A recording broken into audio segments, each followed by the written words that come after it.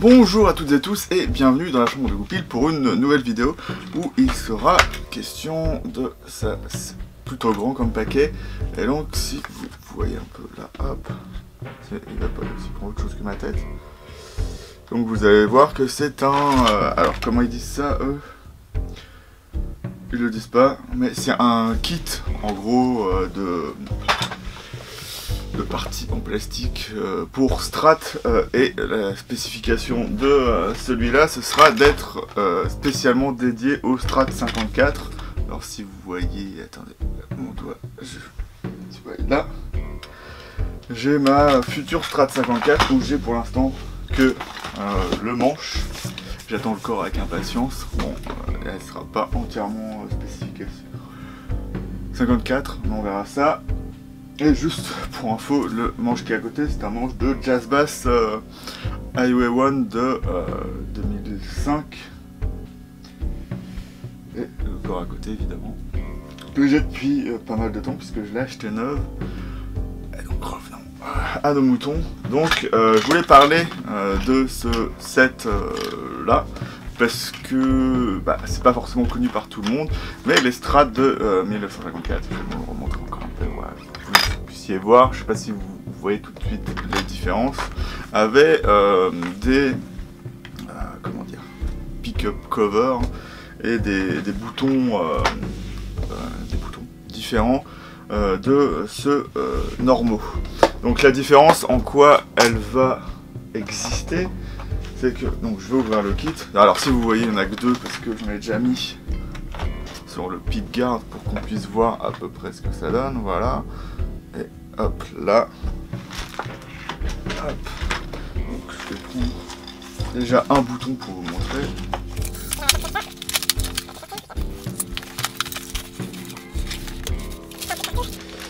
Et on va passer en revue tout ce qui est différent. Donc, alors, on se trompe pas. Le tone. Donc, je vais me rapprocher un peu. Et si vous regardez les deux qui sont là, alors, celui-là, c'est le 54. Et celui-là, c'est le normal. Donc, comme vous voyez, ils sont un peu plus petits. Et un peu droits, contrairement aux autres qui vont avoir une espèce d'angle quand ils vont un peu conique, quand vous allez revenir vers le bas. Après la couleur ça dépend, hein, ça c'est des old parts, donc il n'y a pas forcément de couleur. Ceux-là je les ai achetés comme ça exprès. Après on va passer au pick-up cover. Donc là vous allez avoir, je vais remettre à gauche à droite, hop, là vous aurez la version 54. Et là, vous aurez la version normale. Donc, si vous pouvez voir, je sais pas si vous le verrez vraiment bien. Hop. On va les mettre à côté l'un de l'autre. Non, ça va pas marcher comme ça. Aide-moi, s'il te plaît. Allez, hop, voilà. C'est que vous allez voir que le 54 est un peu plus rond sur les côtés. Et c'est pas le même matériau. Donc, si on tend... Après... c'est peut-être pas aussi le même matériau en fonction des fenders. Je vais essayer d'en prendre un fender, ça en trouve un. Ça c'est un fender. Non, c'est quand même pas le même matériau. Là vous pouvez voir, ça c'est celui que j'ai eu avec mes Custom Shop 54. Et celui-là c'est le vrai 1054 style. Donc en fait ils sont aussi plus petits à l'intérieur si vous voulez voir. Donc si vous voulez mettre directement des noiseless dedans, ça ira pas. Et c'est d'ailleurs dit sur la pochette. Après, une autre différence, hop, vraiment évidente, c'est l'embout de votre sélecteur qui va être différent. Alors ça c'est le 54. Alors, désolé, on va voir avec mes gros doigts, mais je sais pas si je peux vous montrer. Non, comme ça.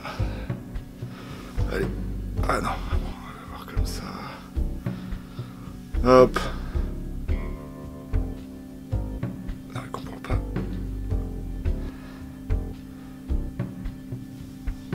Le problème c'est que je suis obligé de focuser avec ma main levée. Hop. Et donc vous voyez, donc celui-là celui où je tourne ma main, c'est le normal. Et après, putain. Ouh.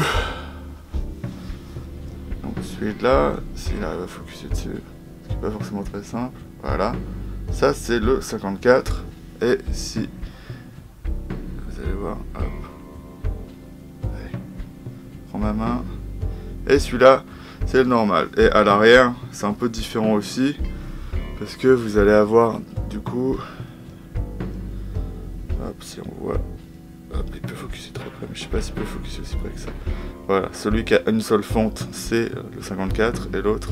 Donc ça fait un peu une forme de ballon de rugby. Et l'autre, ça fait pas une forme de ballon de rugby.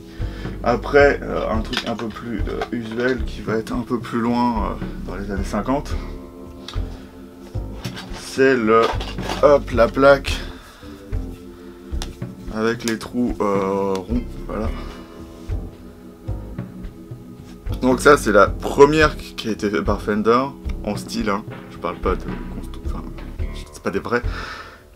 Et celle-ci, pardon, c'est la deuxième, et la troisième ce sera celle qu'on connaît aujourd'hui avec pas de trou dedans et directement un grand trou pour qu'on puisse passer directement les cordes beaucoup plus facilement.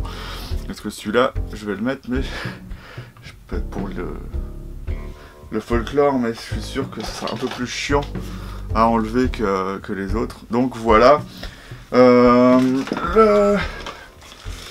Donc c'est des pièces pure vintage Fender. Donc à l'évidence ça va être un peu plus cher que le reste. Celles-là je les ai eues pour 40 €. On peut les trouver moins cher aux États-Unis. En France c'est très très dur à trouver. Moi je les ai trouvées sur France Guitar. Ils doivent en avoir encore 3 en stock si vous en voulez. Alors la particularité, en plus de je parlais de matière tout à l'heure, c'est qu'ils vont être dits bakélite. C'est pas du tout de la bakélite, c'est du polyester. Après ça se trouve le polyester c'est de la bakélite. On va voir ça. On va voir ça tout de suite. Donc, je prends mon ordinateur et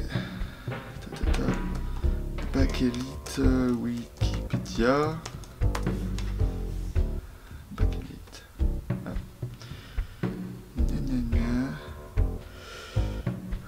Waouh. Donc c'est un polymère synthétique, du benzène, blablabla. C'est vachement intéressant. Hein.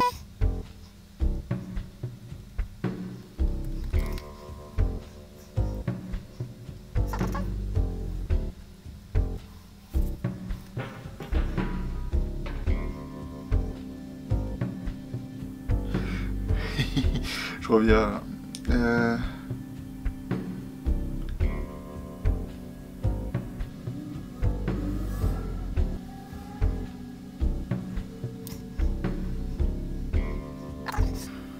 Donc, alors,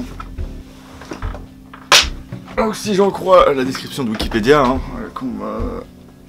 n'hésite pas à me contredire si je dis des conneries, c'est pas de la bakélite, parce que les premiers typiquement, enfin après ceux-là ils sont pas vraiment exactement au spec de l'époque, mais normalement ceux de l'époque sont en polyester insaturé, donc c'est une sorte de résine, donc ils vont avoir typiquement un effet transparent, ce qu'on passe là. Donc je ne sais pas, mais en théorie les vrais sont pas en bakélite, mais vraiment en polyester insaturé, qui est une espèce de résine liquide. Et ce qui fait qu'ils sont pas forcément très résistants. Voilà. Et c'est pas de la bakélite. Voilà, désolé pour tout le monde.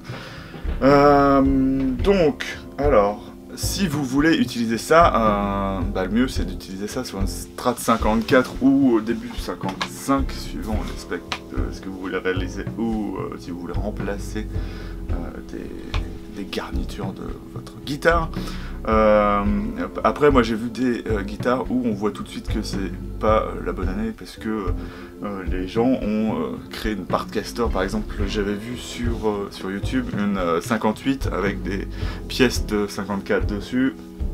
Ça le fait pas vraiment, parce qu'à l'époque c'était déjà remplacé par du plastique comme on connaît aujourd'hui. Après la particularité du coup de ces types de micros, enfin de cache micro à l'époque, c'est qu'ils vont s'abîmer beaucoup plus vite. Vous aurez comment dire, si vous jouez avec ceux de l'époque vraiment très près des micros, ça va vite casser les bords.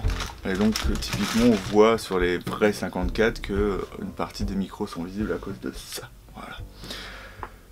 Donc j'ai bien parlé là-dessus. Si vous avez des questions, n'hésitez pas à les poser. Après, voilà, juste une, puisque je réfléchis en même temps que je parle, juste par exemple, vous voyez là, moi sur la mienne, vous allez voir que j'ai des split shaft, donc des, comment dire, des versions coupées, alors que sur la première Strat en 1954, ils avaient que des solid shaft, donc c'est des, comment dire ça, il n'y a pas de découpe à l'intérieur pour mettre des boutons qui n'ont pas besoin de se serrer sur les côtés.